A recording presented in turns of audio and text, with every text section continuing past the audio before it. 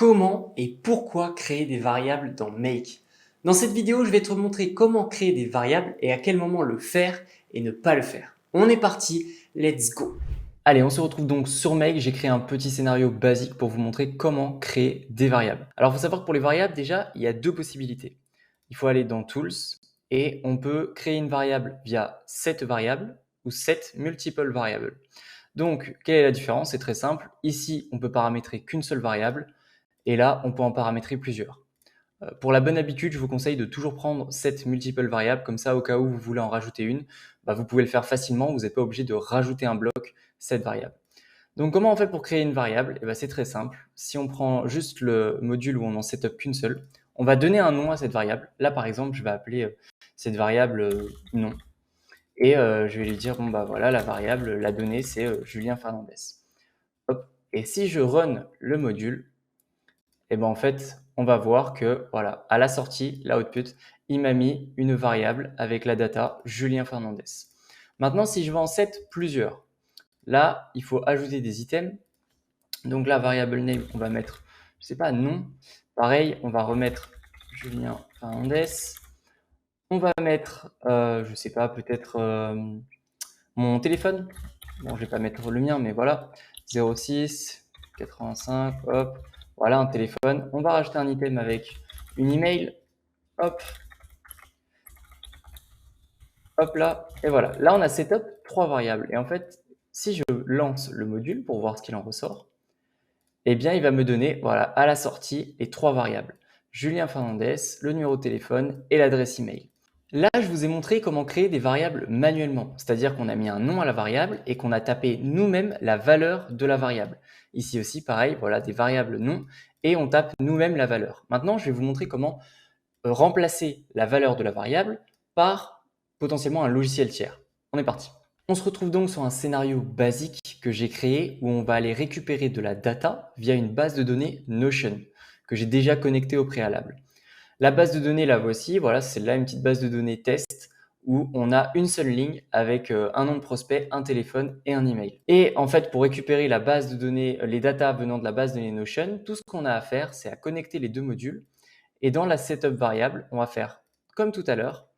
On va créer variable name, hop, le nom. Là, on va mettre le téléphone. Et pour finir, on va mettre l'email.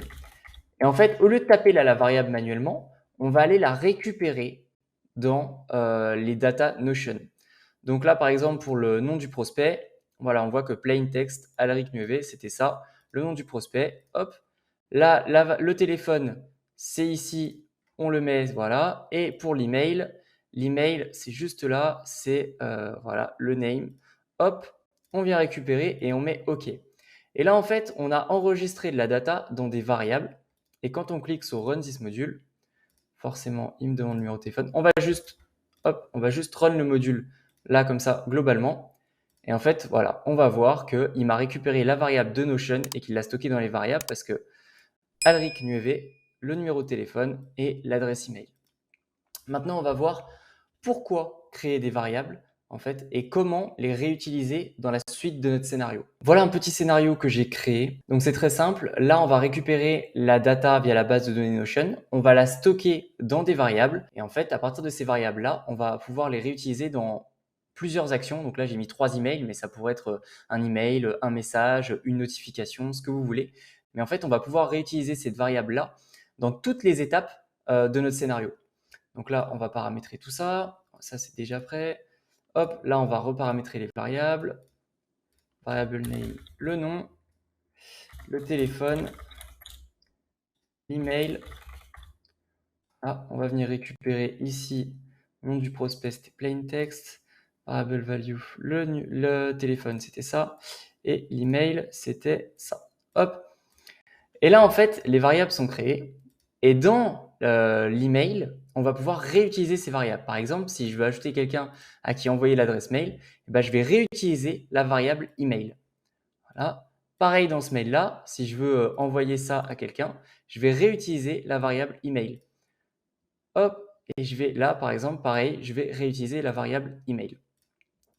Là, par exemple, pour le reste, le sujet, on peut mettre bienvenue Et là, on va mettre le nom. Voilà.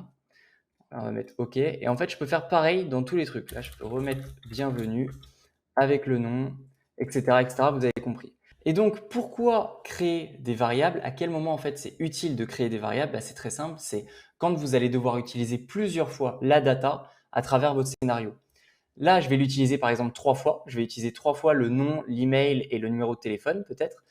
Et en fait, si je le apprends directement depuis Notion, depuis l'endroit là où je récupère depuis Notion, si demain je change mon champ Notion, je vais devoir changer les variables dans toutes les autres étapes du scénario.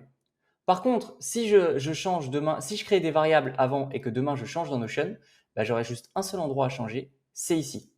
Ça va vous faire gagner du temps et si demain vous avez un bug dans un scénario, croyez-moi, vaut mieux avoir des variables bien setup et du coup c'est facile à régler, c'est facile à changer que de devoir réinscrire les champs dans toutes les différentes étapes du scénario.